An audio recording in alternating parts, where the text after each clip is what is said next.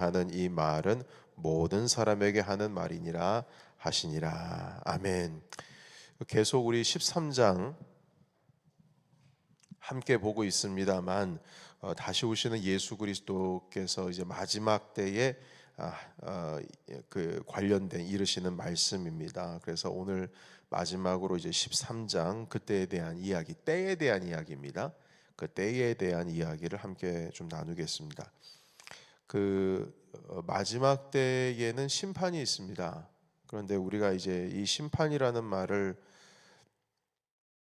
좀 이해하기 쉬운, 우리가 조금 더좀 내 정서상 가까워질 수 있는 말로 바꾼다면 평가받는 날입니다. 그때가, 여러분, 우리가 심판받는다는 것은 잘못한 사람만 심판이 아니고 우리 모든 그리스도인들, 그러니까 뭐 이 사람 저 사람 가릴 것 없이 모두 다 하나같이 빠짐없이 100% 하나님 아버지 앞에 가서 그 심판대 앞에서 평가를 받습니다. 여러분, 평가를 받는다.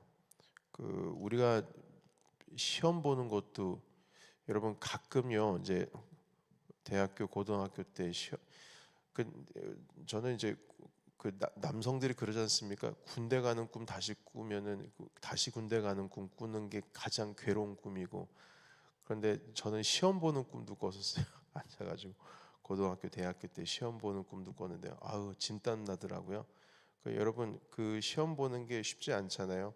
우리 성경 공부를 하다가도 퀴즈 본다고 그러면은 기겁을 하시고, 그러면 성경 공부 못 들어오신다고 이렇게 말씀하시는 분들도 있으셨겠지만, 여하튼 이 평가를 받는다는 거는 이게 정말 쉽지 않은 겁니다. 그런데 여러분, 그 평가를 하나님 앞에서 받는다고 합니다. 얼마나 힘들겠습니까? 그러니까 이건 언젠가는 우리가 지나갈 그 관문이거든요. 그런데 그 평가받는 날에 대해서 주님 말씀하시는데, 이 계속 오늘 말씀 가운데 반복해서 우리에게 가르쳐주고 계신 어떤 단어가 몇 가지가 등장하는데, 그 중에 이제 하나가 깨어 있으라는 명령입니다. 깨어 있으라, 깨어 있으라. 33절에 지금 보니까 기록이 되고 있고, 그리고 34절 후반부에 기록이 되어 있고, 35절, 37절 이렇게 계속 반복해서 깨어 있으라는 말씀을 상당히 많이 하고 있습니다. 여러분, 이 깨어 있으라는 것이 마지막 때에 우리가 평가받는, 주님께서 우리를 평가하시는 가장 기본적이고도 핵심적인 사항이 바로 이 깨어 있으라입니다. 여러분, 왜 깨어 있으라고 말씀하실까요? 그 이유는 그 때가 도적같이 이루어져서 천사도 모르고 아들도 모르고 오직 하나님 아버지만 하신다, 이렇게 말씀하고 있습니다. 그래서 언제가 될지 모르니까 깨어 있으라, 이게 다시 말해서 준비하고 있으라 이 뜻이거든요. 그런데 여러분, 시험이 예를 들면 이제 평가를 받는 날이 요 날입니다 하면 그날 맞춰가지고 준비하면 되는 거거든요. 뭐 하루 저녁에 뭐 당일치기를 하든 벼락치기를 하든 일단 그 시기를 알면 괜찮아요. 근데 언제 평가할지 모른다고 한다면 사실 이게 좀 그때는 좀 말이 다른 겁니다. 말이 다른 거예요. 그래서 여러분, 이 언제 오실지 안 가르쳐 주시고 왜 주님은 불시에 오신다고 말씀하시는 걸까? 왜? 왜 그날 그때에 대한 것을 하나님이 당신만 아시고 심지어는 아들이신 예수 그리스도께도 알려주지 않는다고 이런 말씀을 하실까? 그 진짜 이유는 무엇이냐면 우리를 골탕 먹이시려고 그러시는 게 아니고요. 여러분, 정말 참되게 믿음의 사람을 주님께서 찾기 위해서 불시에 오신다, 이렇게 말씀합니다. 그럼 저도 이제 학창 시절 때 가장 신학교 다니면서 쉽지 않았던 과목 중에 하나가 헬라어 공부하는 것이었는데, 그 단어 공부하는 가운데에 교수님이 날짜 다음에 시험 볼 겁니다 이렇게 말 안 하고요. 쪽지 시험을 보더라도 언제 시험 볼지를 안 가르쳐 줘요. 그냥 불시에 시험을 보시는 거예요. 여러분, 그러니까 이 불시의 시험을 본다라고 하는 것은 뭐냐면은 평소에 꾸준히 외우고 있으라는 거죠. 외우고 있으라고. 평상시에 꾸준히 보라는 겁니다. 평상시에 공부를 꾸준히 하지를 않으면 언제 시험을 봐도 준비된 상태가 되지 않으면 나중에 헬라어 과목 끝나잖아요. 과목 다 끝나고 나서 다음 학기가 되면 얼마 지나지 않아서 그거 다 잊어버린다는 거예요. 그러니까 잊어버리지 않기 위해서는 정말 공부다운 공부를 해야 되는데 그냥 시험 전날, 퀴즈 전날에 이렇게 반짝하면서 벼락치기로 외우면은 그 시험이 안 된다는 거죠. 평상시에 외우고 있어야 된다. 그래서 그것을 불시에 시험 봤을 때에 그때 비로소 진짜 실력이 나오는 거다. 이렇게 말씀하셔서 항상 불시에 시험을 봤어요. 그게 제일 힘들었던 것 같아요.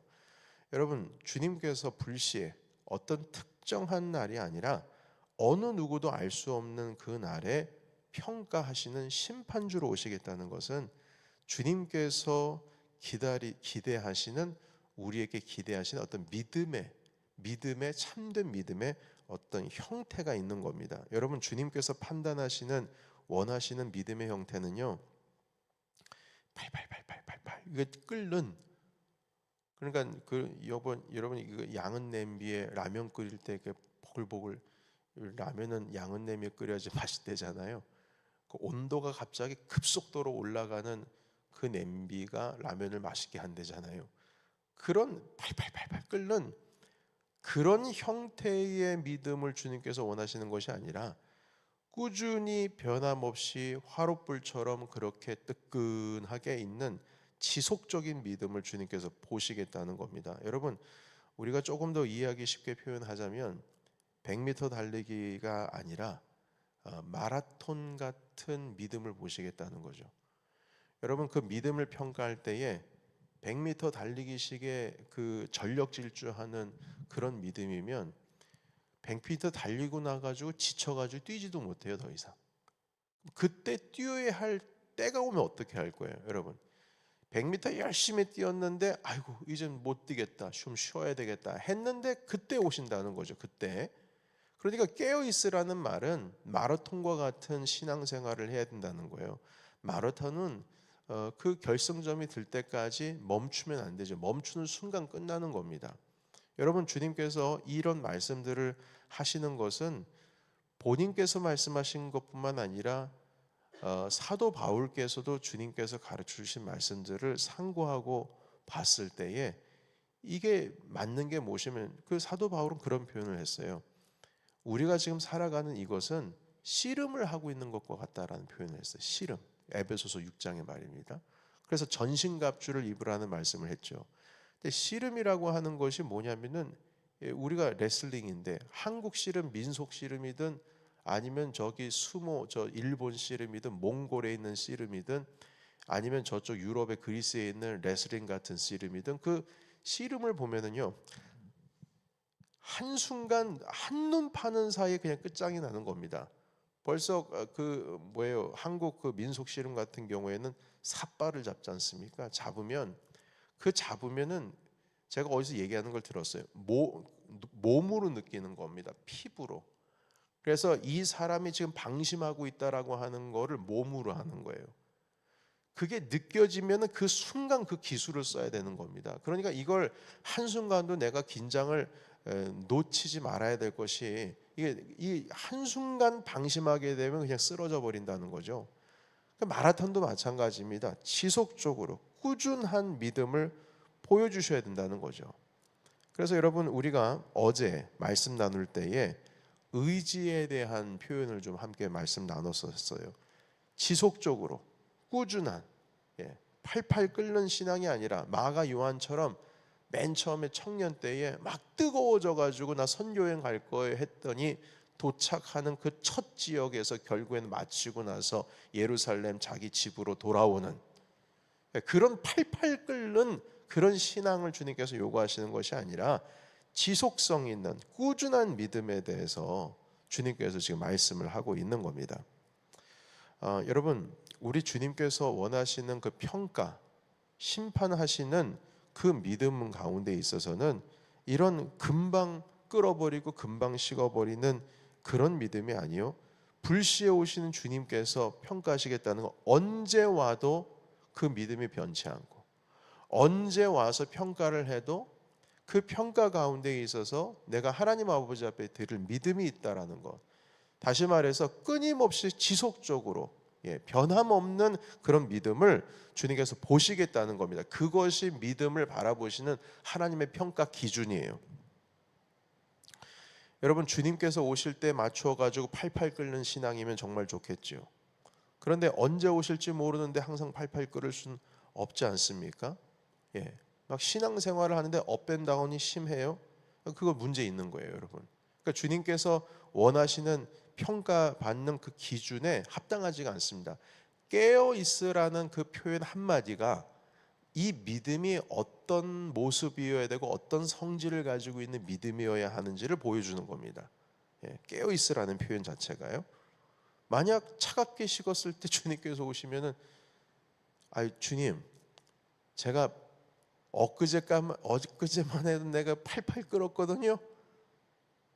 그런데 아이고 이틀 전에 시험 받을 일이 있어가지고 제가 한눈 판 사이에 주님 오셨네요.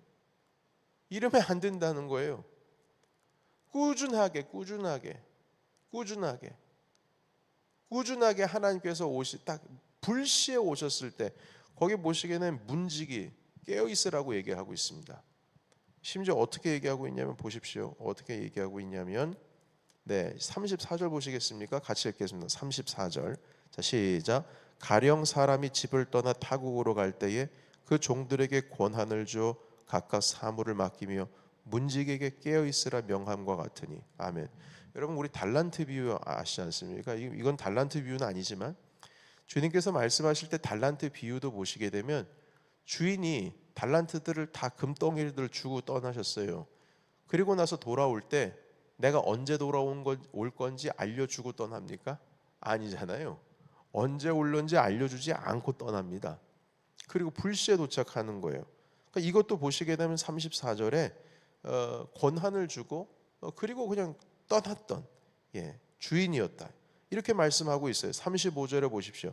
그러므로 깨어 있으라. 집주인이 언제 올는지, 저물 때일는지, 밤중일 땐지, 닭을 올 때일든지, 아니면 새벽일는지 너희가 알지 못함이라. 이렇게 말씀하고 있습니다. 여러분, 특별히 이 깨어 있으라는 표현은 이제 꾸준함이라고 하는 그런 의미도 담겨 있지만 오늘 이 33절에 있는 말씀을 통해서도 조금 더 이 깨어 있으라는 표현이 어떤 의미인지를 좀 알 수가 있는데요. 여러분 33절 같이 한번 읽어볼까요? 33절입니다. 자, 읽겠습니다. 다 같이. 자, 시작. 깨어 있으라. 그때가 언제일는지 알지 못함이니라. 아멘. 자, 그런데 여러분 여기에 깨어 있으라는 그 있으라라는 그 단어 앞에 관주구 해설이 하나가 붙어 있죠. 여러분 성경에 그 있으라, 깨어 있으라 할 때 거기에 숫자가 달린 아래쪽 성경 해설을 보면 뭐라고 되어 있습니까? 어떤 사본에는 깨어 있어 뭐라고요? 기도하라 이렇게 되어 있어요. 깨어 있어 기도하라. 자, 여기서 주님께서 하신 말씀이 깨어라 이렇게 말씀하신 게 아니에요. 깨어라, 그러니까 wake up, 야, 깨어라 이게 아니고요. 깨어 어때요? 있으라예요. 그러니까 stay 해야 되는 거예요. 깨어서 stay를 해야 되는 거죠. 그런데 그 깨어 있어야 되는데 그 있을 때의 이 있으라의 의미가 뭐냐면 기도하라. 깨어 있어서 기도하라 이렇게 되어 있습니다. 꾸준한 기도자로서의 믿음을 또한 말씀하고 있습니다. 이것은 곧 하나님과 동행하는 겁니다. 다시 말해서 하나님과 꾸준히 변함없이 동행하고 있어야 된다는 거예요. 한순간 한눈 팔고 다른 데 가 있지 말라는 것이죠. 관계가 지속적인 관계가 된다는 거예요. 여러분, 그래서 우리가 신앙생활 할 때 가끔 우리 우스갯소리 하잖아요. 방학을 좀 하다가 왔다고. 그래서요. 여러분, 방학은요, 신앙생활에서의 방학은 없어요. 여러분, 하나님과 동행을 하는데 왜 방황은 할지 몰라도 방학은 하면 안 돼요. 어떻게 쉽니까? 만약에 그때 주님 오시면 어떻게 하려고요? 그건 깨어 있는 게 아니에요. 깨어 있어야 되는 거예요. 쉬지 않고 기도하라. 쉬지 않고 기도하라. 쉬지 않고 기도하라. 아버지와 자녀와의 관계가 한순간도 끊어지면 안 된다는 겁니다.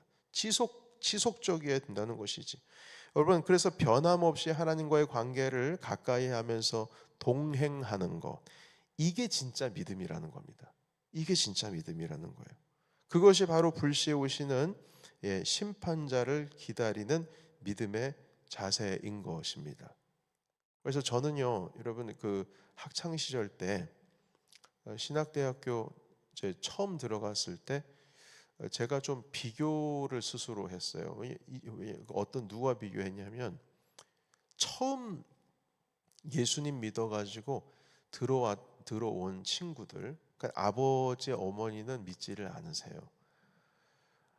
근데 그 친구들을 볼 때, 와, 정말 뜨거워요. 기도할 때도 뜨겁고, 그리고 여하튼 뭐든지 전도할 때도 뜨겁고, 그래서 제가 하나님, 저는 왜 이렇게 안 뜨거워요? 이런 기도를 드린 적이 있었어요.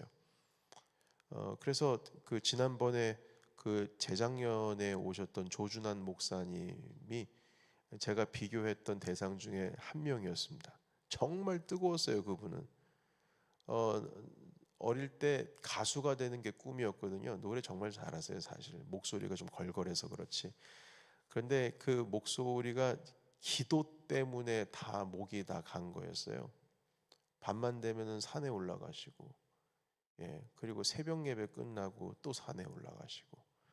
그래서 아유, 나도 저렇게 좀 뜨겁게 기도 좀 하고 그랬으면 좋겠다 해서 저도 고래고래 소리를 한번 지르고 따라해 보려고 했지만 저한테 잘 안 맞아요. 그래서 그 하나님, 나는 왜 이렇게 안 뜨거운가요? 그런 고민을 주님께 드렸던 적이 있었어요. 그런데 시간이 오래 지나고 나서 저를 돌아봤을 때, 시간이 오래 지나고 나서 보니까요, 주님께서 원하시는 바, 물론 그 친구들은 그때 당시에 이제 고등학교 졸업을 하고 나서 대학을 들어갈 때, 이제 신학교에 들어가서 신앙을 가지게 되는데, 부모님들은 안 믿으시죠. 그리고 처음 내가 믿는 거죠. 그러니까 그 온도가 어디까지 올라가야 될 거 아니에요. 그러려면 어떻게 해야 돼요? 뜨거워야 돼요. 그게 있어야 돼요. 안 뜨거우면 안 돼요. 뜨거워야지 온도가 거기까지 올라가죠. 근데 저는 봤을 때 저희 어머니들, 선조 때의 믿음의 가족 가운데 있다 보니까 어느 정도 뜨거운 게 뭔지도 모를 정도로 그냥 그렇게 살아가고 있는 거예요.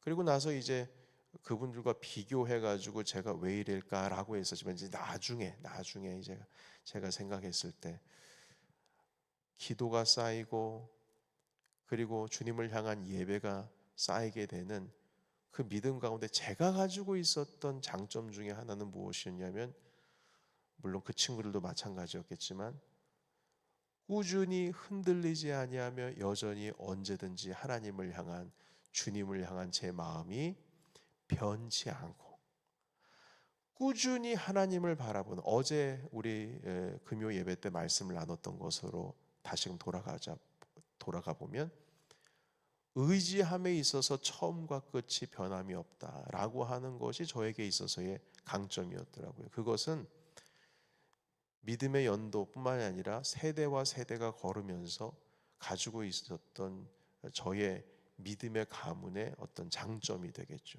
그래서 여러분, 우리가 그리스도를 처음 믿으시는 분들이나 연륜이 믿음의 그 시간이 짧으신 분들은 그 온도가 올라가는 게 되게 중요합니다.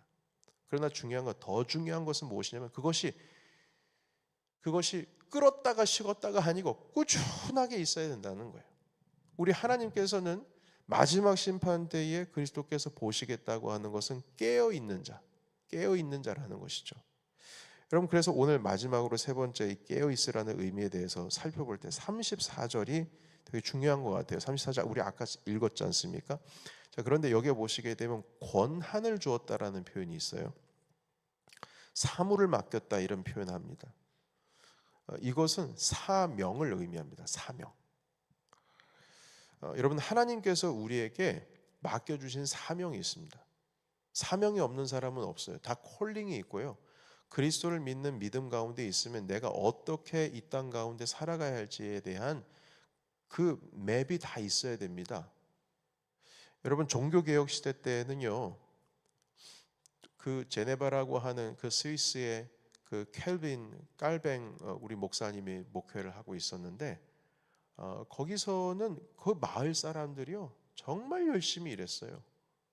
왜 열심히 일했냐면 그 신학사상이에요. 종교개혁 신학사상.